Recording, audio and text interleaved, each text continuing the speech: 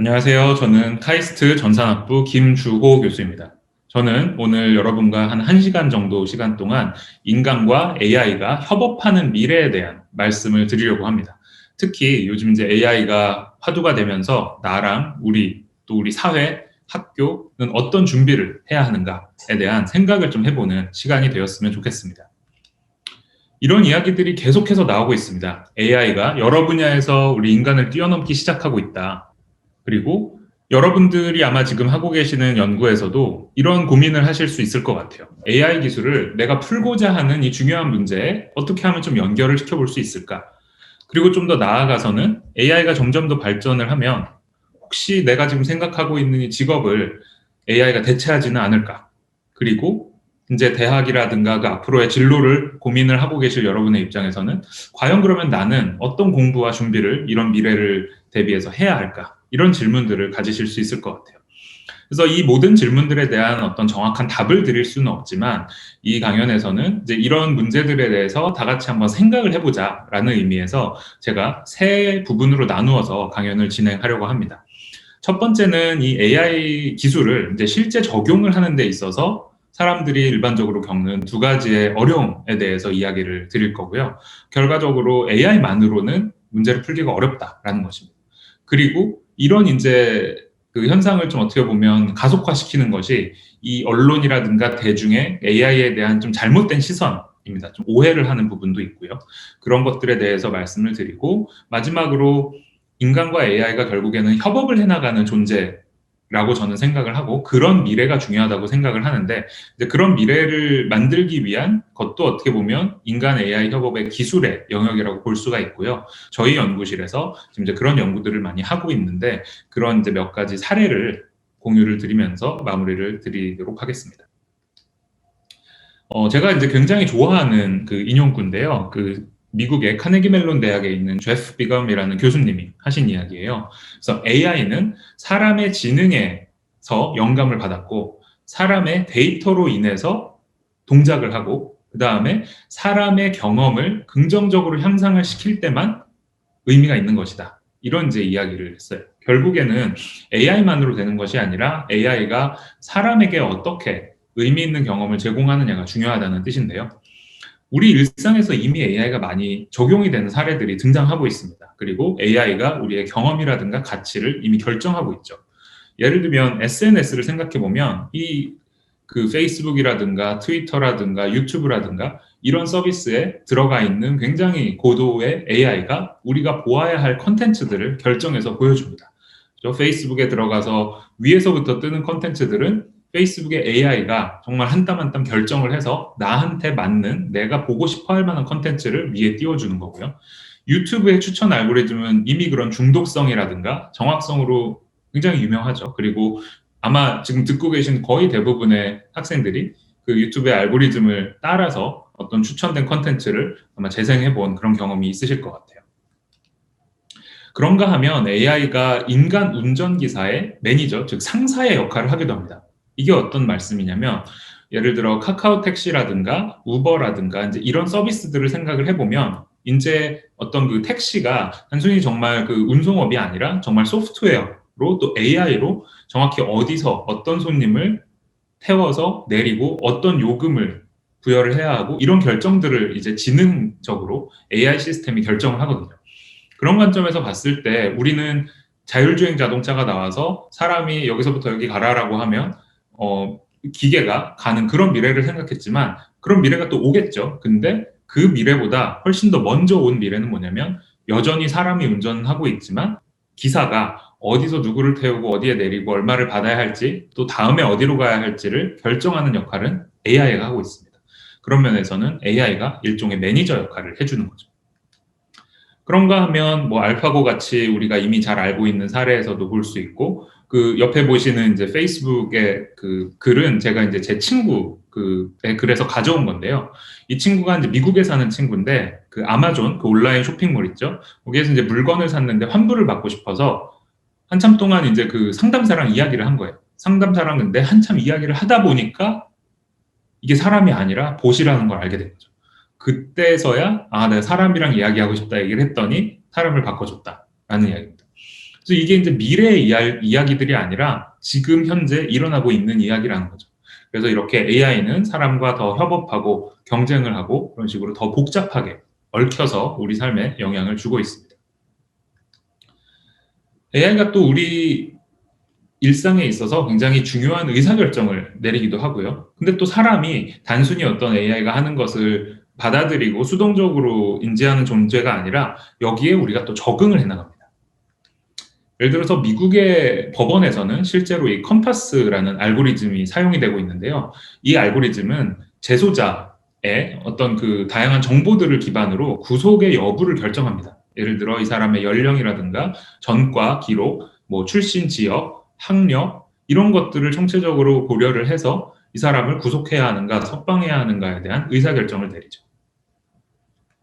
그런가 하면 인사 결정에 있어서도 AI가 개입하는 경우들이 점점 늘어나고 있습니다. 우리나라의 사례에서는 여기 보시는 대로 이제 국민은행이 AI 인사 시스템을 도입을 해서 영업점 직원들을 어디에 배치할지에 대한 그 인사 결정을 이제 실제로 AI 시스템을 통해 내렸다라는 것이고요. 여기 이제 오른쪽에 보시면 그 다양한 데이터를 일단 기반으로 하는 거죠. 이제 AI 최근에 나오는 AI 기술의 대부분은 이런 이제 데이터를 어떻게 보면 원료로 활용을 하는 것이고 이런 다양한 데이터를 모아서 결국에는 의사 결정을 AI가 내려서 이제 인사에 실제 활용이 되는 거죠. 그런가 하면 사람들이 이런 AI의 의사 결정에 단순히 그냥 순응하고 받아들이는 것만은 아닙니다. 이미 이제 우리도 많이 보는 사례지만 이런 그 검색 엔진을 봤을 때 예를 들어 남성 셔츠라고 누군가 검색을 하면 이제 이런 식으로 콘텐츠들이 나오는데 여기에 어떻게 하면 더 위에 검색 엔진의 상위에 내가 우리 쇼핑몰에 콘텐츠를 노출시킬까 이런 것들이 온라인 쇼핑몰을 운영하는 그런 마케팅 담당자나 이런 분들이 고민을 하는 거고 이분들은 이 구글의 AI 또는 이제 광고 AI가 어떤 식으로 동작하는지를 굉장히 깊이 있게 이해를 하고 거기에 이제 맞춰서 다양한 전략들을 세웁니다. 그런가 하면 지금 여기 보시는 것처럼 네, 음향을 껐습니다. 보시는 것처럼 이게 지금 시위대인데요. 이제 홍콩에서 작년에 민주화 시위를 했던 상황인데 뭐 정치적인 얘기를 드리려는 것은 아닌데요. 여기 보시면 지금 시위대가 굉장히 재밌게도 다시 앞으로 돌려보겠습니다. 레이저 포인터를 쏘고 있죠. 근데 이 레이저 포인터를 어디에다 쏘는 걸까요? 경찰이 아니라 카메라, CCTV에다가 쏘는 겁니다. CCTV가 이 시위에 가담한 사람들을 그 영상으로 잡아서 결국 신원 파악을 해서 그 사람을 처벌하는 데 쓰일 수가 있기 때문에 이 안면 인식을 하는 알고리즘을 교란시키기 위해서 이 레이저 포인터를 들고 나와서 시위대들이 AI랑 직접 맞서서 싸우는 거죠. 이게 어떻게 보면 굉장히 그 21세기형 어떤 사이버 전쟁을 보는 것 같이 AI와 사람이 어떻게 보면 약간 직접 대결을 하는 이제 그런 구도가 나타나고 있습니다. 이렇게 사람과 AI가 복잡한 방식으로 상호작용을 하고 있다라는 것은 이제 다들 아마 느끼실 텐데요. 실제 이제 우리가 AI라는 기술을 뭔가 내가 가진 문제에 적용을 해보겠다라고 할 때 굉장히 이제 기대가 큽니다. 그죠? AI가 와, 이런 대단한 일들을 할 수 있으니까 이거를 내가 가진 어떤 지금 여러분이 하고 계신 연구 문제가 될 수도 있고 혹은 내가 일상에 뭔가 고민이 되는 부분이 있을 수도 있고 이런 걸 한번 창업을 해볼까 생각이 될 수도 있고요. 근데 AI만으로 된다라는 생각을 갖기가 쉬운데 그런 생각이 굉장히 큰 장애물이 될 수가 있습니다. 실제 AI를 적용하는 어떤 그 컴퓨터 시스템을 보게 되면 기술 차원에서 AI가 굉장히 작은 일부에 불과합니다. 지금 여기 보시는 그림에서도 이 가운데 까만색에 보이는 이 ML 코드, 머신러닝 코드라고 하는 것이 이제 그 AI 코드라고 하면 나머지 부분이 결국 이 AI를 가능하게 하는 다른 요소들입니다. 그러니까 결국 이 AI만으로는 되는 것이 아니고 옆에 있는 그런 데이터의 어떤 절차라든가 설정, 그 다음에 어떤 그 과정을 매니지하는 툴이라든가 모니터링하는 툴 이런 것들이 결국 다 어우러져야 제대로 된 AI 기술이 적용된 시스템이 될 수 있는 거거든요. 그렇기 때문에 단순히 정말 AI만 잘 된다고 해서 그게 어떤 내가 가져왔을 때 잘 된다는 보장이 없는 거죠. 그리고 또 과정 측면에서도 문제를 푸는 데 있어서 AI는 일부에 불과합니다. 여러분도 아마 뭐 예를 들면 내가 지금 하고 있는 바이오 어떤 연구가 될 수도 있고 어떤 뭐 기계공학의 연구가 될 수도 있고 그런 연구에 AI를 적용한다라고 생각을 해보시면 지금 여기 보시는 것처럼 그 유튜브에 이런 강좌들이 굉장히 많습니다. 이건 지금 이제 구글에서 하는 머신러닝 그 기초 강좌인데, 여기서 보시는 것처럼 데이터를 수집하고 데이터를 처리해서 어떤 그 AI 모델을 만들고 그거를 훈련을 시켜서 실제 어떤 결과를 예측하는 데 활용한다. 다 좋죠. 좋은데 실제 어떤 과정을 보게 되면 이 과정이 들어가기는 하지만 이 앞뒤에 다양한 과정들이 더 추가가 되어야 합니다. 예를 들면 처음에는 어떤 목적으로 AI를 쓸 거고, 성공의 어떤 기준을 어떻게 잡을 거고, 사용자의 니즈가 무엇인지를 파악하는 그런 어떤 그 계획, 플래닝의 과정이 필요하고요. 그다음에 AI가 나왔다고 해서 끝이 아니죠. 그죠? 이것이 어떤 제품이나 서비스나 또 이제 사용자, 이거를 사용하는 사람 입장에서 쓰기 좋은 형태로 가공이 되어야 하고, 그것을 위한 또 기술이 개발이 되어야 하고요. 그 다음에 이렇게 적용이 됐을 때 과연 정말 실질적으로 잘 돌아가는가는 단순히 이제 AI가 정확하다를 넘어서서 사람에게 유용한 가치를 제공하는가, 사람이 하고자 하는 일을 더 잘하도록 지원하는가, 이런 것들을 또 봐야 하는 거죠. 그러다 보니까 전체 과정에 있어서도 AI가 일부일 수밖에 없는 것입니다. 그래서 어떻게 보면 이런 좀 AI 만능주의를 우리가 좀 경계할 필요가 있고, 정말 이 AI라는 어떻게 보면 굉장히 좋은 기술을 성공적으로 적용하기 위해서는 AI만을 알아서 되는 것이 아니라 과정 측면, 기술 측면에서 다양한 이 둘러싼 부분들까지 포괄적으로 이해를 하는 것이 중요하다라는 것입니다. 근데 우리가 많이 이제 오해를 하는 거죠. 뭔가 이런 AI 기술만 있으면 엄청난 문제를 다 풀 수 있고, 그다음에 다른 것들은 뭐 배울 필요가 없다거나 생각할 필요가 없다거나, 이런 이제 오해를 할 수가 있는데요. 그런 데는 앞으로 이제 말씀드릴 한 3가지 정도의 저는 걱정스러운 트렌드가 그 역할을 많이 했다고 생각합니다. 그리고 특히 어떤 뭐 언론이라든가 사람들의 약간 이제 막연한 그런 생각들이 이런 좀 걱정을 많이 가져오는 것 같아요.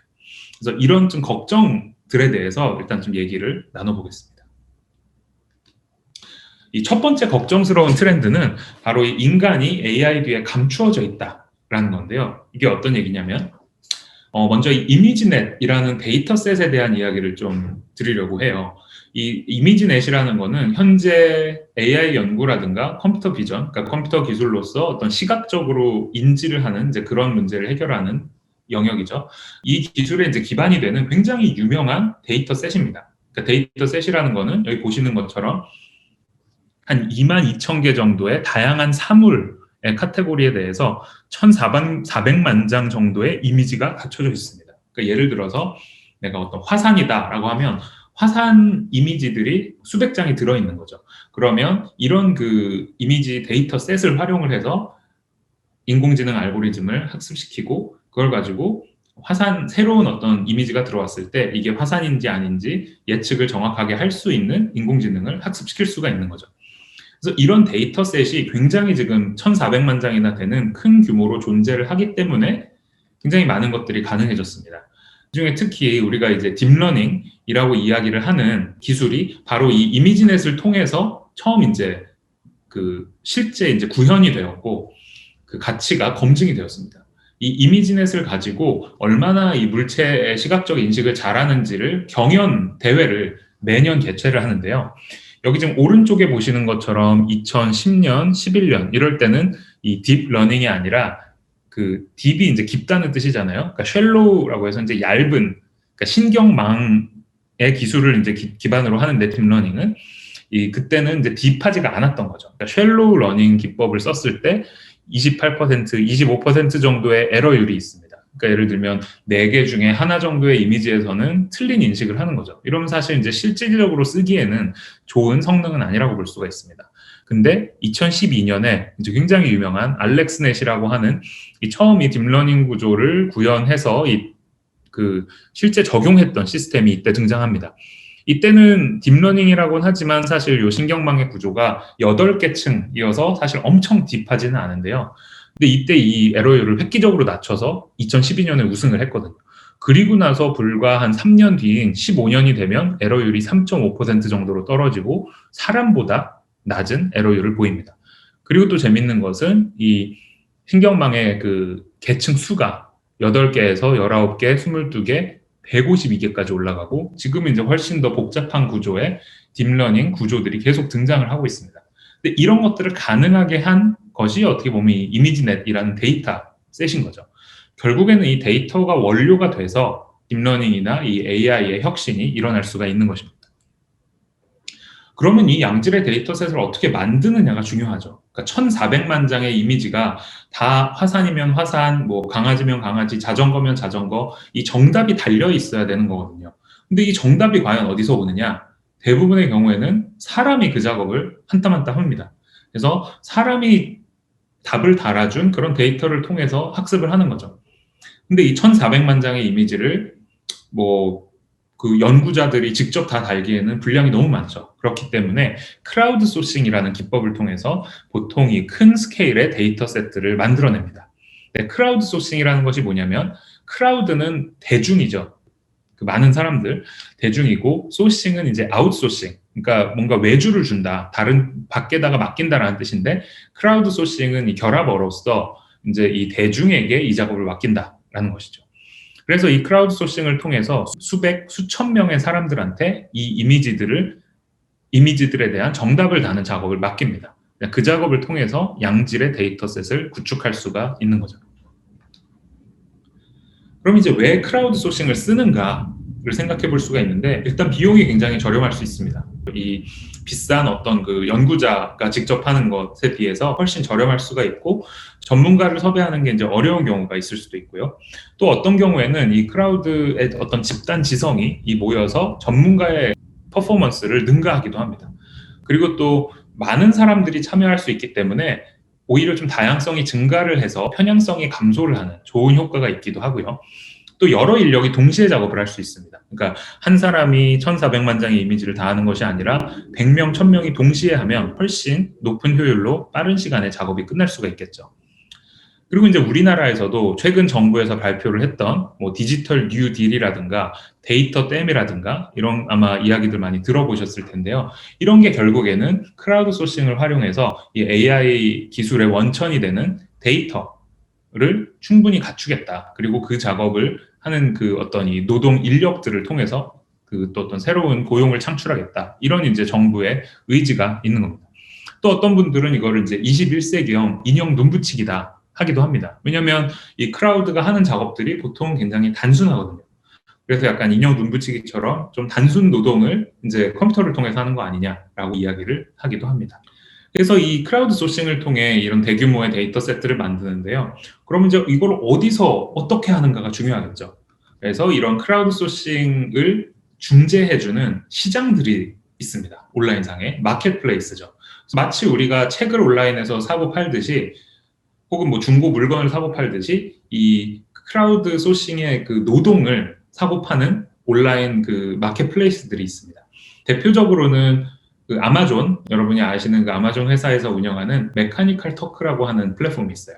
여기서는 우리가 이제 그 작업자가 돼서 들어가서 이런 인형 눈붙이기 같은 그 데이터 알바를 하면서 돈을 벌 수도 있고, 예를 들면 제가 막 수천 장의 이미지를 정답을 달아야 된다라고 하면 이거를 이제 사람들한테 얼마의 돈을 주고 제가 약간 이제 사람들을 고용할 수도 있어요. 그래서 이런 것들을 가능하게 하는 열린 어떤 시장인 거죠. 근데 이 메카니컬 터크라는 이름이 좀 재미가 있는데요.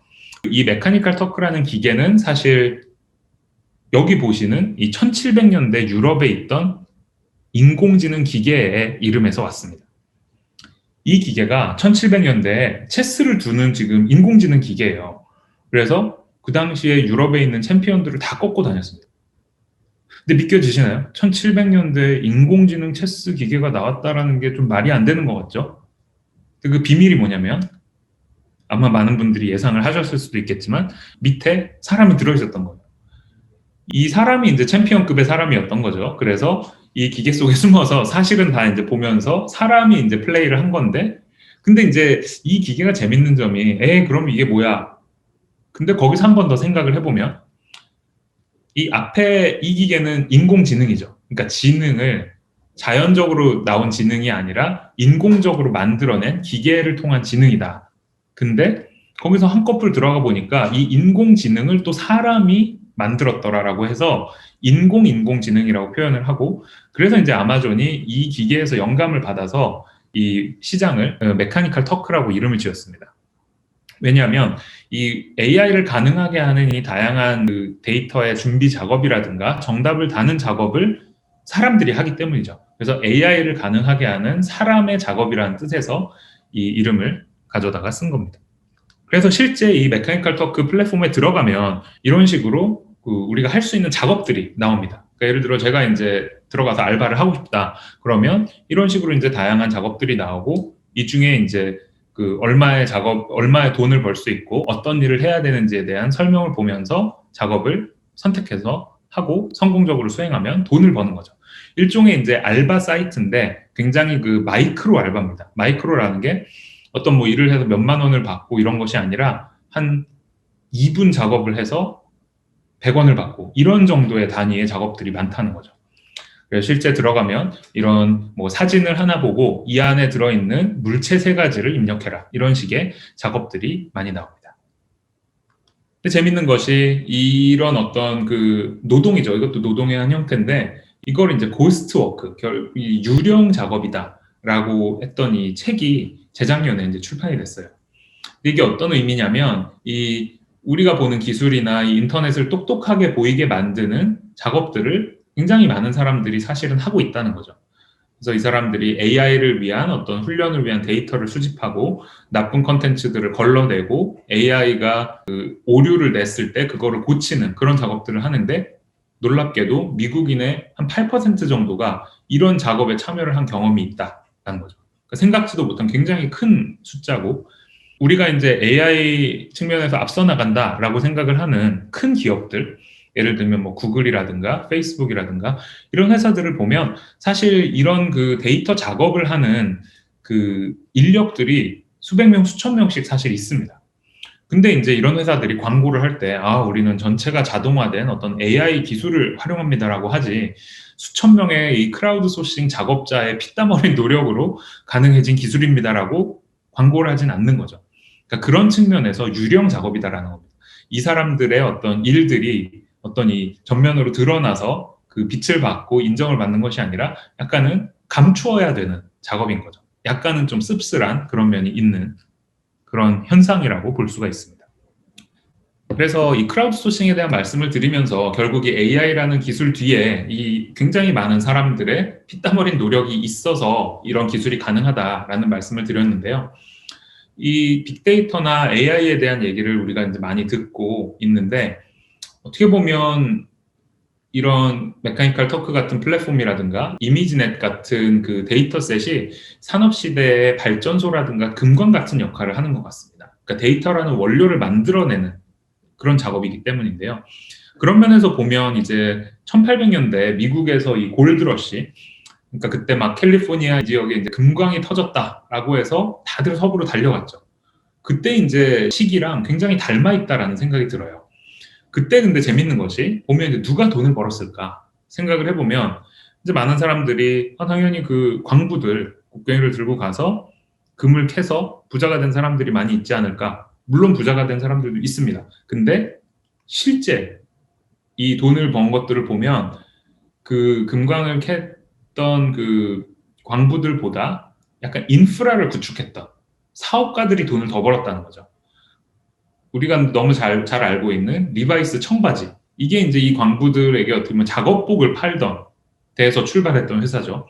그리고 또 이제 철도를 깔아서 이런 수송 같은 것들을 이제 가능하게 했던 철도 재벌이 있습니다. 그 중에 굉장히 유명한 사람이 한 분 있는데 여러분 혹시 누군지 아시나요? 그분은 바로 스탠포드라는 분이에요. 이분이 캘리포니아 지역에서 철도 재벌이어서 이제 많은 돈을 가지고 정치도 하고 스탠포드라는 이제 학교도 설립을 했죠. 그래서 실제로는 이런 어떤 인프라를 구축했던 사람들이 돈을 더 벌었다라는 거죠. 빅데이터나 AI 세상에서도 보면 어떤 이 AI 모델을 만드는 그런 연구자나 엔지니어들 굉장히 중요한 역할을 하고 있는데 사실 이제 이런 것들을 가능하게 하는 인프라의 중요성을 우리가 빼놓고 이야기를 할 수가 없습니다. 데이터를 만드는 사람들, 그다음에 이런 요즘 이제 GPU라고 하죠. 이런 딥러닝이라든가 이런 것들이 도는데 이제 활용이 되는 컴퓨터 칩을 만드는 그런 회사들, 그다음에 클라우드 이 컴퓨팅, 결국에는 이런 딥러닝 같은 것들이 돌기 위해서는 굉장히 많은 이 컴퓨터 자원이 필요한데 이런 것들을 이제 서비스로 제공하는 회사들, 이런 회사들이 결국에는 이런 인프라를 제공하는 역할을 하고 있고 마치 리바이스와 스탠포드가 그랬던 것처럼 굉장히 큰 역할을 하고 주도권을 쥐고 있다라고 볼 수가 있습니다. 그래서 이 첫 번째 걱정스러운 트렌드에 대한 이야기를 마무리를 했습니다. 그리고 그 AI 뒤에 사람이 숨어 있다라는 것이고요. 두 번째는 AI의 기술적인 측면이 아니라 좀 사회적인 측면의 비용을 우리가 고려해야 한다라는 것입니다. 그리고 그러지 않을 때 이 비용이 굉장히 커서 위험할 수가 있다라는 것인데요. 예를 들면 이 구글 포토 앱이 있죠. 여기 들어가면 이제 자동으로 물체를 인식하고 태깅을 해줍니다. 예를 들면 제 얼굴이 나온 사진을 보고 이거는 그 나구나라는 것을 자동으로 파악을 하고요. 그다음에 여기 제가 지금 제 앨범에서 리버, 강이죠. 강이라고 이렇게 치면 이 강으로 추정되는 사진들이 이렇게 결과로 나옵니다. 이 이미지에 제가 정답을 달아놓은 건 아니지만 이미지들을 보고 자동으로 AI가 판단을 하는 거죠. 이 구글의 AI가. 이제 물론 뭐 여기 바다도 있고요. 약간 호수도 있어서 완전히 정확하지는 않지만 그래도 어느 정도 이제 말이 되는 결과가 나와서 굉장히 이제 그 사진첩을 유용하게 쓸 수가 있습니다. 그래서 다 좋은데 실제 과연 좋기만 할까? 했을 때 이런 치명적인 문제가 있었어요. 이 가운데 지금 보시는 것처럼 이 흑인 사용자를 고릴라로 인식을 한 거죠. 생각해 보시면 굉장히 큰 문제이고 윤리적으로도 문제가 될 수 있고 또 하나는 이게 이제 흑인에 대해서는 이런 문제가 발생을 했지만 백인이나 다른 인종에 대해서는 이런 문제가 훨씬 덜 발생했다는 거죠. 이런 반대급부가 있을 수가 있다는 겁니다. 그리고 우리가 자주 활용하는 추천 알고리즘, 그죠? 쇼핑몰에 들어가서 핸드폰을 사고 싶으면 어떻게 알았는지 뭐 액정 보호 필름이라든가 케이스를 추천을 해주고 유튜브에서 이제 여기 보시는 것처럼 저는 집에 어린 아이가 있어서 이런 아이용 영상을 많이 보니까 완전히 이제 이런 아이용 영상 추천이 많이 있고 제가 또 힙합 음악을 좋아하니까 뭐 힙합 음악이 추천되기도 하는데요. 그래서 이제 굉장히 우리가 편리하게 사용할 수 있는 기술인데 여기에도 반대급부가 있을 수가 있습니다. 내가 보고 싶은 것만 보여주다 보면 마치 우리가 음식을 편식하는 것처럼 우리가 그러면 이제 몸이 안 좋아지잖아요. 그런 것처럼 우리의 이제 정신 건강에 안 좋을 수가 있는 겁니다. 예를 들어서 내가 보고 싶은 콘텐츠에만 좋아요를 누르고 내가 조금 싫어하거나 나랑 반대 의견을 가진 사람 의견들은 다 거절하고 이러다 보면 알고리즘, 그 AI가 이런 것들을 귀신같이 알고 내가 좋아할 것 같은 것만 계속 주는 겁니다. 음식으로 치면 내가 초콜릿 좋아한다고 하니까 계속 초콜릿만 주는 거죠. 이러다 보면 내가 보고 싶은 것만 보이는 이 거품 속에 내가 살게 되는 거죠. 이 AI들이 그렇게 적응을 하기 때문에. 그러다 보면 같은 어떤 현상에 대해서도 사람들이 생각하는 진실이 전혀 다르고 그러다 보면 사회의 양극화가 굉장히 심해지고 진실이란 무엇인가부터 동의가 되지 않는 그런 상황이 있을 수가 있습니다. 그럼 이제 이런 일들이 왜 생기는가 그리고 어떻게 하면 이런 그 반대급부를 극복할 수 있는가가 중요하겠죠. 여기서 이제 생각해 볼 수 있는 거는 앞에서 말씀드렸던 것처럼 결국에는 데이터의 중요성입니다. 이 쓰레기가 들어가면 쓰레기가 나온다라는 것인데요. 결국 이 AI를 가능하게 하는 원료인 데이터가 어떤 역할을 하는지 또 어떤 데이터를 수집하는지 그리고 어떤 AI 모델을 써서 그런 의사결정을 하는지 이런 이 절차들이 사실 중립적일 수가 없습니다.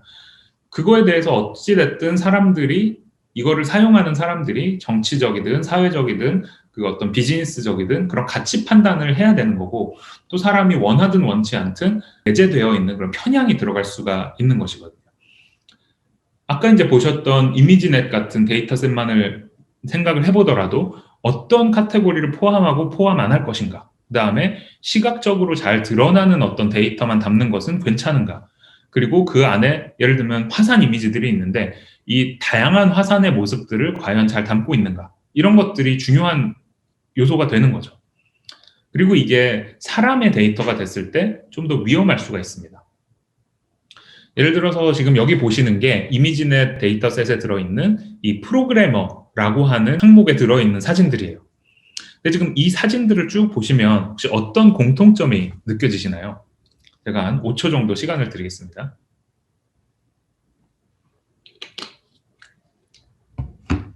뭐 프로그래머니까 당연히 어떤 컴퓨터가 많이 나오고 모니터 앞에 앉아 있고 근데 이 사람에 집중을 해보시면 백인이 많고 젊은 사람이 많고 남자들이 많죠.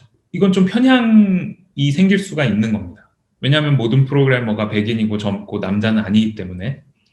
그렇기 때문에 이 이미지넷에서는 이런 편향을 극복하기 위해서 성별이라든가 인종이라든가 연령을 다양화하는 이런 식의 이제 추가 데이터를 넣어서 이 지금 사람 카테고리에 있는 사진들을 재편을 하고 있습니다.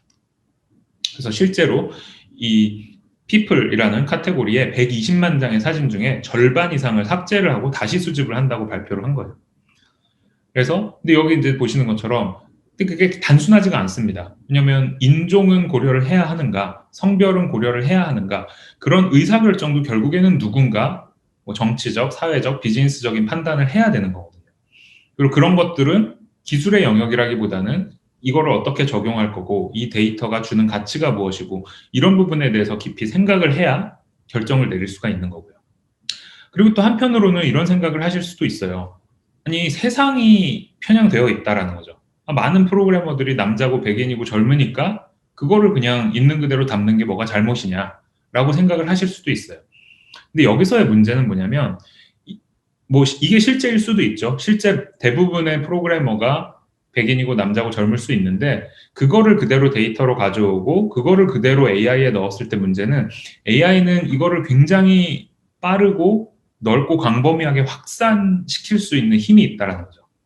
기계다 보니까 수억 명에게 이런 결과를 전달할 수 있고 잘못된 결과가 또 전달될 수도 있고요. 그렇기 때문에 이런 이제 편향의 소지가 있는 것들을 우리가 잘 고려를 해서 시스템을 설계하고 앱을 만들고 서비스를 구상하지 않으면 이런 편향이 굉장히 크게 확산될 수가 있다라는 겁니다. 그런 면에서 이 건전한 AI 기술이 굉장히 중요합니다. 예를 들어서 그 공정성. 우리가 이제 AI가 사람들의 이력서를 자동으로 분석해서 채용 여부를 결정하는 그런 서비스도 요즘 많이 나오고 있거든요. 그럼 인종이라든가 성별, 학벌을 가지고 그런 판단을 하지 않는 이제 우리나라에서 최근에 하는 블라인드 채용 같은 거를 AI가 과연 할 수 있느냐. 근데 대부분의 AI는 저런 정보들을 적극적으로 활용해서 판단을 하거든요. 그러다 보면 공정성의 문제가 생길 수가 있는 거죠. 예를 들면 여러분은 대학 입시를 하는 데 있어서 AI 알고리즘이 여러분의 카이스트 입학 여부를 결정한다라고 하면 AI를 믿고 따르실 수가 있을까요? 한번 생각을 해볼 문제인 것 같아요. 두 번째는 책임 소재입니다. 예를 들어 자율주행 자동차가 인명사고를 냈을 때는 누가 책임을 져야 하는가?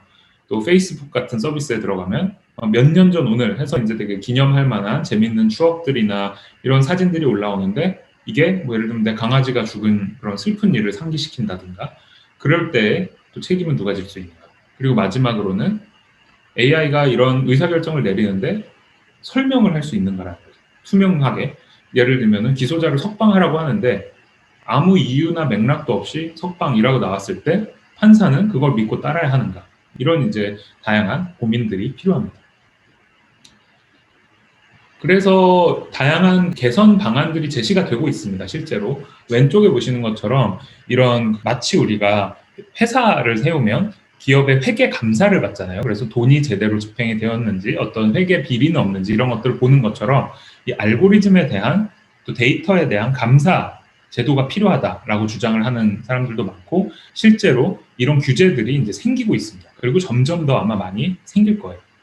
그리고 또 오른쪽에는 굉장히 재밌는 생각인데 우리가 그 농약을 생각을 해보면 이제 농약이 나와서 이 농업의 생산성을 굉장히 높여줬잖아요. 그래서 우리가 더 맛있는 과일도 많이 먹을 수 있고 싼 가격에 먹을 수 있고 좋은데 그러다 보니까 또 농약이 뭐 해충을 죽여줘서 좋기는 하지만 사람에게 오히려 악영향을 줄 수 있다라는 걸 알게 되니까 유기농이라고 하는 새로운 그 카테고리의 제품이 등장을 했죠.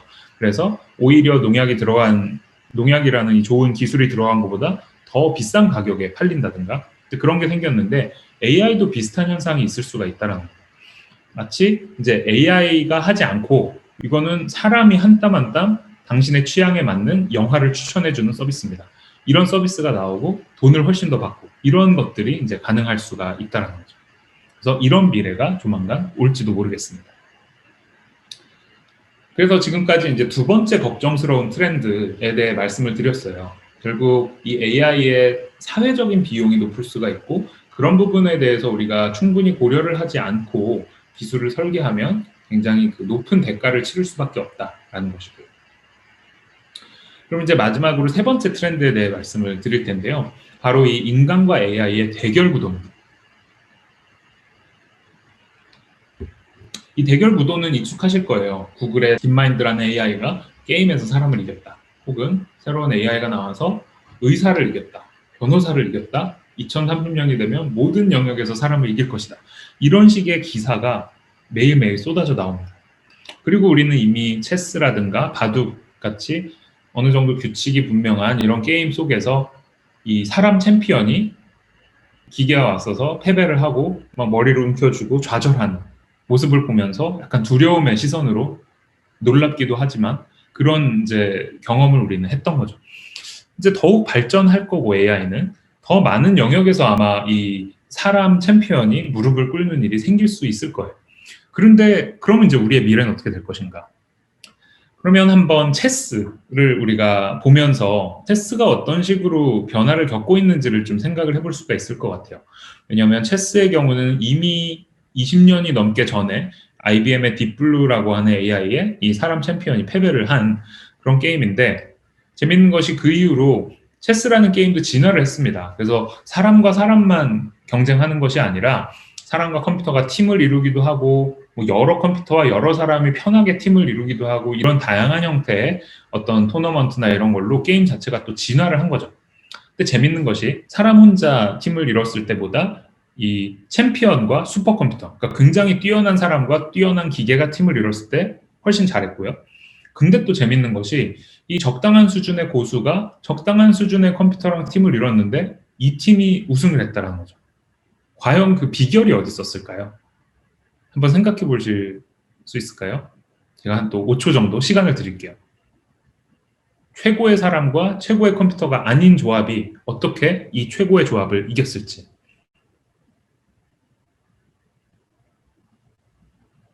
그 정답은 바로 협업에 있습니다. 결국 각각이 얼마나 잘하느냐가 중요한 것이 아니라 사람과 컴퓨터가 같이 이제 팀을 이루게 되면 그 협업의 과정을 얼마나 잘 설계했고 협업이 얼마나 잘 일어날 수 있느냐가 중요해지는 거죠. 그래서 인간과 컴퓨터가 팀을 이루는 어떤 가능성 측면에서 보면 2005년에 방금 말씀드린 것처럼 이 무명의 아마추어 플레이어 2명이 세대의 컴퓨터랑 팀을 이루어서 이 토너먼트에서 우승을 했습니다.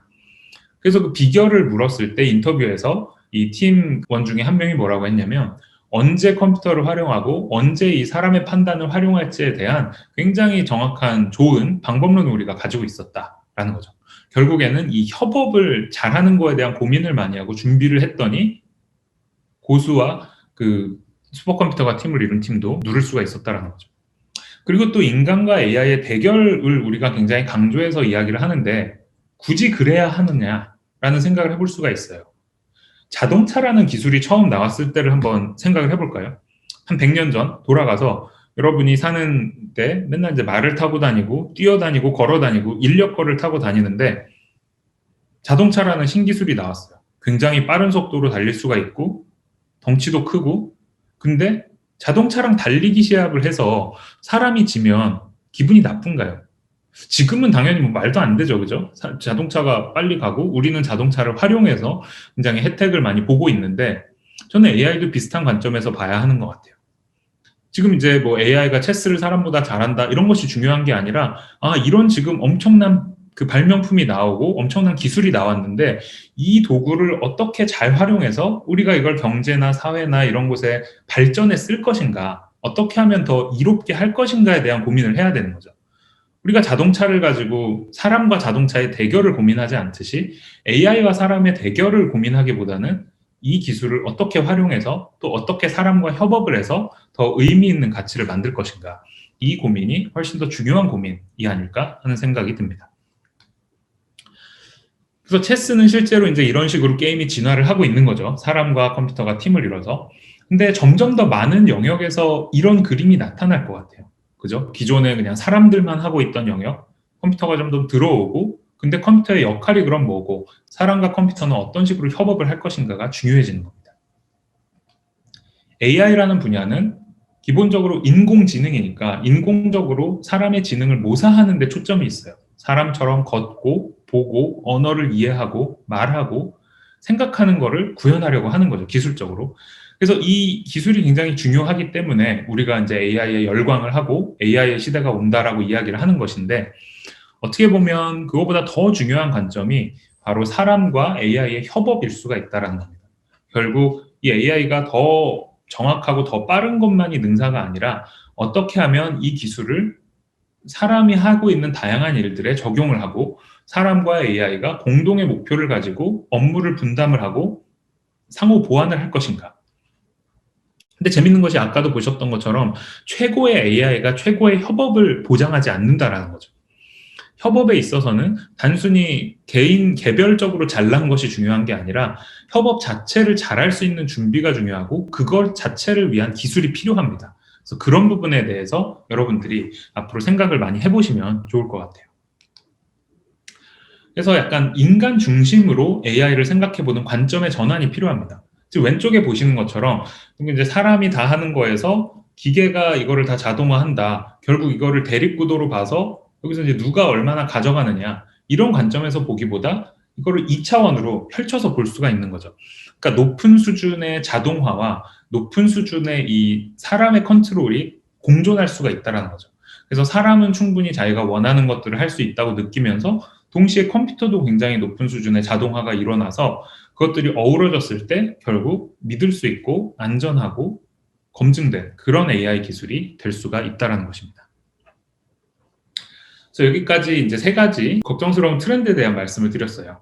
그래서 이런 인간과 AI의 협업의 관점이 중요하고 그런 관점에서 이제 저희 연구실에서 최근에 하고 있는 연구들을 좀 소개를 드릴 텐데요. 저희 연구실은 이 킥스랩이라고 해서 카이스트 인터랙션 랩입니다. 결국 이 상호작용을 연구하는 랩이고 특히 인간과 AI의 상호작용, 인간과 AI의 협업에 대한 연구를 최근 활발하게 하고 있습니다. 그래서 인간 AI 협업의 이 3가지 사례를 좀 간단하게 소개해 드리려고 해요. 이 3가지 프로젝트를 소개해 드릴 텐데 각각 한 3분 정도씩 굉장히 짧게 설명을 드리겠습니다. 이 첫 번째 저희가 했던 프로젝트는 이 학습용 영상을 요약하는 거예요. 이런 비디오들 우리 유튜브에서 많이 보시죠? 뭐 요리 비디오, 뭐 가구를 조립하는 비디오, 포토샵의 어떤 그 시각적 효과를 입히는 비디오, 아니면 어떤 수학 문제를 푸는 그런 그 강의 비디오 같은 것들. 근데 이런 어떻게 문제를 푸는지에 대한 비디오들을 보게 되면 이 분명한 그 스텝들이 있습니다. 그죠? 1번 뭐를 하고 2번 뭐를 하고. 근데 이런 비디오들 보다 보면 특정 정보를 찾거나 내가 아는 부분을 반복해서 보거나 아니면은 건너뛰어 보거나 이런 것들이 쉽지가 않습니다. 그죠? 언제 무슨 정보가 들어있는지 알기가 어렵기 때문인데요. 그러면 비디오에 만약에 이런 목차가 달리면 어떨까 생각을 해볼 수가 있어요. 그러면 이게 이제 텍스트로 나오니까 한눈에 보이기도 하고 원하는 곳을 찾아서 갈 수 있어서 훨씬 수월할 수 있겠죠. 근데 이런 거를 기계가 아직은 제대로 완벽하게 만들기는 어렵습니다. 그래서 저희는 어떻게 생각을 했냐면 이런 웹사이트를 만들었어요. 이 웹사이트에서는 여기 지금 보시는 것처럼 이 비디오를 보다가 중간중간 이 시스템이 멈추고 사용자한테 퀴즈를 줍니다. 지금까지 본 내용을 한 줄로 요약해 주세요. 혹은 이 여러 가지 설명 중에 가장 정확한 요약이 뭔 것 같으세요? 이런 식의 보면서 나한테도 도움이 될 수 있는 그런 질문들을 던지고요. 근데 이것들이 모여서 실제 이제 시스템은 밑에서 인간 AI의 협업의 알고리즘을 가지고 사람이 답한 걸 가지고 이 적절한 질문도 제시를 하고 답을 이제 모아서 이거를 가공을 해서 결국에 양질의 요약을 만들어냅니다. 그래서 이게 생기고 나면 이 학습을 하고 영상을 탐색하는 데 있어서 이 후속에 들어오는 학습자들이 이제 효율적으로 시청을 할 수가 있는 거죠. 그래서 이제 이런 시스템을 통해서 인간 AI의 협업으로 인간도 혼자 할 수 없고 AI도 혼자 하기 어려운 일들을 협업으로 해결을 하는 그런 사례입니다.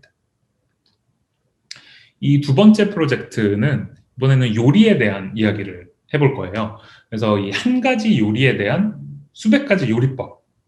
우리가 이제 레시피 웹사이트 같은 데 가서 예를 들면 뭐 초콜릿 칩 쿠키를 만드는 법 검색을 하면 레시피들이 쏟아져 나옵니다. 그죠? 한 수백 가지 방법들이 쏟아져 나오는데 이게 일종의 크라우드 소싱의 결과라고 볼 수가 있어요. 그러니까 어떤 의미냐면 한 가지 요리법에 대해서 수백 가지, 수천 가지 사람들의 다양한 이 문제 해결의 방식들이 이 레시피라는 형태로 데이터로 잘 담겨 있는 거죠. 그래서 밑에 이제 유명한 셰프가 했던 말인데 이 쿠키를 맛있게 하는 요소가 뭐냐면 재료는 사실 다 거기서 거길 수 있다. 근데 과정이 결국 관건이다라는 거죠. 그래서 이 한 가지 요리에 대한 수백 가지 레시피를 분석하면 이런 질문들에 대한 답을 할 수가 있을 것 같아요. 쿠키를 쿠키답게 만드는 요소는 무엇인지, 또 평균 레시피라는 게 존재하는지, 또 창의적인 어떤 아웃라이어를 찾아낼 수 있는지, 이 복잡도를 또 파악한다든가, 아니면 이 쿠키를 만드는 몇 가지의 근본적으로 다른 그런 접근을 찾아낼 수 없을까? 그래서 저희는 또 이런 그 대시보드, 시각적 분석을 가능하게 하는 도구를 만들었어요. 여기서 보시면 이제 가장 핵심이 되는 그 기능이 이 레시피의 지도예요. 여기 지금 보시는 것처럼 이 점 하나하나가 레시피입니다. 그래서 여기 지금 한 500개가 넘는 그 초콜릿 칩 쿠키 레시피가 점으로 찍혀 있고, 이 색깔로 지금 도형이 이 군집이에요. 그러니까 비슷한 접근을 하고 있는 레시피들끼리 묶어준 건데요. 근데 이 점들 간의 거리가 바로 이 레시피의 구조나 내용의 유사도를 나타냅니다. 그러니까 거리가 가까운 것들은 접근이 비슷하다는 거고요. 이렇게 유사한 요리 방법, 그리고 먼 것들은 차이가 나는 방법이라는 거죠. 그리고 레시피를 뭐 1대1로 비교를 해서 차이를 본다든가 상세 정보를 보는 그런 기능이 당연히 있고, 통계나 트렌드를 또 볼 수가 있어요. 그러니까 수백 개, 수천 개의 레시피가 모이다 보니까 어떤 재료라든가 많이 등장하는 재료나 많이 등장하는 어떤 요리의 액션, 뭐 그 냉각을 시킨다 혹은 뭐 오븐에 넣는다, 이런 식의 액션에 대한 시간 흐름에 따른 패턴을 볼 수가 있습니다. 그래서 여기 보시는 것처럼 뭐 예를 들면 오븐을 예열하는 그런 것들은 대부분의 경우에 그 레시피의 제일 앞단에 등장하는 걸 볼 수가 있고요. 또 설탕을 넣는 건 언제 넣는가 봤을 때 대부분의 경우 이것도 이제 좀 앞단에서 많이 넣는데, 또 군집마다 그런 양상이 좀 다르기도 합니다. 여기서도 결국에는 사람은 레시피를 이제 저마다의 어떤 생각을 가지고 탐색하고 비교 분석하고 싶은데, 그거를 일일이 그 수백 가지 수천 가지를 놓고 다 하긴 어렵고요. 그러다 보니까 AI가 이 레시피 간의 유사도를 자동으로 분석하고 AI 기술을 활용해서 이런 지도를 만들어내고요. 여기서의 협업은 이 레시피가 어떻게 생겼는지 지형을 이제 사람 입장에서 파악할 수 있고, 내가 어떤 생각하는 가설을 수립해보고 검증할 수가 있다라는 것입니다. 그래서 이 프로젝트에 관심이 있으신 분들은 여기 보시는 recipescape.kickslet.org라는 그 웹사이트에 들어와서 또 정보를 더 보실 수가 있습니다. 그리고 마지막으로는 토론 진행을 돕는 시스템이에요. 아마 이런 경험들 많이 있으실 거예요. 친구들이나 아니면 어떤 그 조직이나 뭐 동아리나 이런 데에서 는 이제 채팅을 통해서 의사소통을 많이 하죠. 요즘과 같은 또 코로나 시대에는 더더욱 이제 뭐 카카오톡이라든가 이런 이제 메신저라든가 이런 것들을 통해서 그 의사결정들을 하고 뭐 토론을 하기도 하고, 뭐 언제 만나자, 어떤 그 일들을 하자, 이런 것들을 결정하는 일들이 점점 많아지는데, 여러분 이제 TV 이런 100분 토론 같은 토론 상황을 생각을 해보시면 쉽지가 않습니다. 아마 이 토론을 해보신 분들도 많이 있을 텐데 참여자 입장에서도 어렵고 진행자 입장에서도 어려워요. 왜냐하면 참여자 입장에서는 의견도 제시를 해야 되고, 또 남의 이야기를 듣고 또 반박도 실시간으로 해야 되고, 적절한 질문도 해야 되고, 내 논리도 방어해야 되고, 지금 또 어떻게 흘러가고 있는지 또 인지를 해야 되고요. 진행자는 사실 훨씬 더 어렵습니다. 그죠?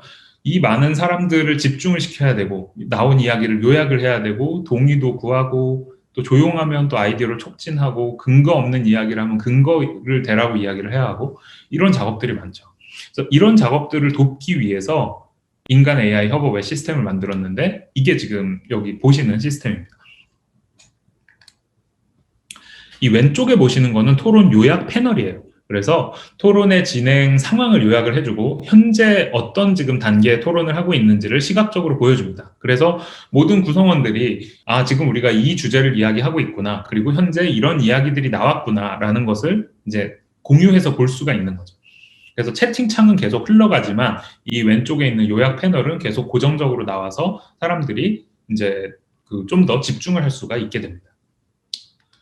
그리고 이제 AI가 활용된 부분은 바로 여기 보시는 진행 멘트 추천 부분인데요. 여기서는 시스템이 이 토론 문맥에 맞는 진행 멘트를 진행자에게 실시간으로 추천을 해줍니다. 그래서 이걸 어떻게 하냐면 이 토론의 그 양상을 AI가 자동으로 분석을 해서 사용자들의 어떤 그 이야기를 할 때 의도를 파악을 하고, 그다음에 또 좋은 토론 멘트는 무엇인가에 대한 연구를 저희가 또 기반으로 해서 적절한 추천 멘트를 던지고 또 추천의 이유도 함께 제시를 합니다. 그래서 여기 이제 예를 들어서 보시면 그 사회자 입장에서는 예를 들어 뭐 any more ideas? 더 다른 생각이 있으세요? 같은 이제 추천 멘트가 적절하다고 생각하면 이렇게 선택을 할 수가 있는 거죠. 그리고 이런 약간 댓글 같은 그 추천도 지원이 됩니다. 어떤 사용자가 이제 뭐라고 이야기를 했을 때 혹시 좀 추가 설명을 좀 해주실 수 있어요? 이런 식의 이제 이야기를 할 수가 있는 거고요. 그래서 여기서의 협업은 사람은 여전히 토론을 진행하는 건 사람인 거죠. AI가 진행하는 건 아니니까요. 근데 AI가 진행 양상을 분석을 하고 적절한 멘트를 제시를 합니다. 여기서 일어나는 협업은 인간이 여전히 주도는 하되 높은 어떤 그 자동화가 일어나서 효율적으로 토론 진행이 가능하다라는 것이고, 저희가 또 실험을 통해서 이런 시스템이 성공적으로 이 토론 양상을 이해하고 사람들을 도왔다라는 것을 보이기도 했습니다. 그래서 이 연구도 역시 솔루션 챗이라는 이름으로 저희가 이 홈페이지를 또 가지고 있습니다. 그래서 이 세 가지 지금 시스템 말씀을 드렸어요. 근데 여기서 보면 이런 생각을 하실 수가 있을 것 같아요. 그냥 자동으로 영상을 요약하고 레시피를 분석하고 사람을 대체하는 토론 진행자를 만들면 되는 거 아닌가? 왜 굳이 이런 약간 막 협업으로 접근을 하느냐? 물론 이제 이게 다 자동화가 되면 좀 화려할 수는 있을 것 같아요. 아마 뭐 신문 같은데 더 이런 연구가 소개되기 좋을 수도 있고요. 근데 실제를 생각해 봐야 돼요. 그러니까 실제 이런 AI가 적용되는 과정을 보면 저희도 처음에는 전체를 자동화하는 기술을 한번 만들어 보자 이렇게 연구를 시작을 했어요. 근데 고민이 드는 거죠. 근데 굳이 이 전체를 자동화하는 게 맞는가? 그리고 이 기술을 활용할 사용자들의 이야기를 들어보는 거죠. 어떤 것들을 원하고 어떤 것들을 걱정하고 있는가? 그러다 보면 오히려 자동화하지 않아야 될 부분들이 드러납니다. 그러면 왜 전체를 자동화하지 않아야 하는가에 대한 이유가 생길 수가 있고, 그러면 어떻게 이 전체를 자동화하지 않고 적절한 정도의 AI를 활용할 수 있는가? 결국 나아가서 인간 AI의 협업을 어떻게 지원하는가? 이런 식의 질문의 흐름으로 저희가 앞에 말씀드린 프로젝트들을 진행하면서 결국은 인간과 AI의 적절한 협업을 설계를 하게 된 거죠. 이거는 엔비디아라는 회사에서 만든 또 좋은 하나의 인간 AI 협업의 사례인데요. 왼쪽에 보시는 것처럼 사람은 자신의 이제 의도를 대충 이렇게 스케치 하듯이 그리는 거죠. 여기에는 물이 있고 여기에는 돌이 있고, 그러면 실시간으로 AI가 어떤 이 사람의 의도에 맞추어서 굉장히 고해상도의 사진을 만들어냅니다. 그러니까 이게 어떻게 보면 좋은 협업의 사례인 거죠. 사람은 자기의 의도를 분명하게 표현하고 AI는 그거에 맞추어서 자기가 잘할 수 있는 이 초고해상도의 사진을 만드는 작업을 하는 거죠. 그래서 이제 마무리를 드릴 텐데요. 이 세 가지 정도의 장벽에 대한 말씀을 드렸잖아요. 그죠? 그것들이 AI를 실제 우리가 활용하고 하는 데 있어서 비용을 높이는 역할을 합니다. 그러니까 굉장히 아직도 AI 뒤에 사람이 들어있어서 많은 양의 수작업이 들어가고요. 사회적 비용이 높고요. 인간 AI 협업이 아니라 대결 구도로 봤을 때 뭔가 제대로 된 그 대응을 못하게 되는 거죠. 이런 것들이 이제 결국엔 비용이 돼서 우리가 기대하는 AI의 장점들이 있잖아요. 빠른 속도, 높은 정확도, 비용 절감, 자원 효율화, 객관성, 이런 것들이랑 이제 결국에는 비교가 되는데, 이 비용들이 높아지면 높아질수록 AI를 쓰는 것보다 안 쓰는 게 차라리 낫다라는 판단이 들 수도 있는 거죠. 그렇기 때문에 이 비용을 어떻게 줄일까가 굉장히 중요합니다. 그래서 몇 가지 이제 저희가 이런 연구를 통해 배웠던 교훈을 공유를 드리자면, 여전히 필요한 이 엄청난 양의 수작업은 이 필요한 데이터를 잘 정하고 이런 크라우드 소싱을 효과적으로 잘 적용을 해서 가치 있는 데이터를 만들고, 또 데이터를 많이 잘 모을 수 있는 그런 환경 자체를 잘 만드는 게 중요합니다. 그리고 AI의 높은 사회적 비용 측면에서는 이 AI의 사용자 경험이 굉장히 중요합니다. UX라고 우리가 흔히 이야기를 하는데요. 기술만으로 되는 것이 아니라 사용 동기는 뭐고, 그 어떤 리스크가 있고, 사람이 신뢰를 하기 위해서 어떤 요소가 갖춰져야 되고, 피드백은 어떻게 제공할 거고, 투명한지 공정한지 책임은 누가 질 건지, 이런 부분에 대해서 명확해질 필요가 있다는 거죠. 그래서 AI를 적용할 때 AI를 마치 새로운 어떤 막내 팀원처럼 사람과 팀에 적응을 시켜야 하는 거죠. 반대로 사람이나 팀이 다 이 AI 기술에 맞춰서 다 바꾸는 것이 아니라요. 그리고 마지막으로 인간 AI 협업 관점에서는 전체를 자동화하는 게 보통 답이 될 수가 없다라는 겁니다. 아까 말씀드렸던 것처럼 결국 높은 수준의 사람이 컨트롤을 가지고 있는 게 굉장히 중요합니다. 그것과 자동화가 뭔가 서로 대립 관계가 아니라 같이 달성될 수 있는 어떤 공동의 목표가 되는 거죠. 그리고 우리가 이제 흔히 그냥 이야기를 할 때 AI를 도입한다고 하잖아요. 근데 AI 도입이 아니라 AI와 인간의 협업 체계를 도입한다라는 식으로 생각을 전환할 필요가 있습니다. 그래서 이게 이제 마지막 슬라이드인데요. 저는 이제 이런 AI를 가지고 시스템을 만들고 서비스를 만들고 앱을 만드는 것이 약간 이제 김밥을 파는, 김밥 장사를 하는 과정이랑 좀 비슷한 측면이 있는 것 같아요. 어떤 측면에서 그러냐면 AI라는 굉장히 혁신적으로 맛있고 값싸게 햄을 만드는 기술이 나왔다라고 가정을 해보세요. 근데 김밥을 파는 입장에서는 햄만 맛있어진다고 갑자기 좋은 김밥이 되진 않습니다. 그죠? 이 둘러싸고 있는 다양한 요소들이 같이 이 햄에 맞춰서 어우러져야 되는 거거든요. 데이터, 법과 제도, 사회적 인식, 윤리, 그다음에 인간 컴퓨터의 그런 상호작용, 그걸 이제 휴먼 컴퓨터 인터랙션, HCI라고 부르고 제가 하고 있는 연구 분야가 바로 이 HCI거든요. 그러니까 이런 요소들이 아우러져야 비로소 더 제대로 된 김밥이 되는 거죠. 그래서 저는 이제 두 가지 마무리 말씀을 드릴 텐데, 첫 번째는 이 인간 AI의 협업이 제품, 서비스, 어플리케이션을 만드는 데 있어서 핵심 요소로 부상할 것이다. 그리고 두 번째로는 우리가 사회 전체적으로 이 AI와 협업을 할 수 있는 인재를 키워내야 되고, 여러분들도 내가 어떻게 하면 뭐 AI를 더 잘 만들까? 좋고요. 내가 어떻게 하면 뭐 AI를 이길 수 있을까? 뭐 그것도 나쁜 생각은 아니지만 어떻게 하면 AI와 잘 협업해서 내가 풀고자 하는 문제를 더 잘 풀고 내가 원하는 바를 더 잘 달성할 수 있을까? 이 훌륭한 기술을 어떻게 내 편으로 만들까라는 생각을 하실 필요가 있을 것 같습니다. 그래서 이런 AI와의 협업을 고민하셨으면 좋겠다라는 메시지를 마지막으로 드리면서 1시간의 이제 강연을 마치도록 하겠습니다. 긴 시간 동안 들어주셔서 감사합니다.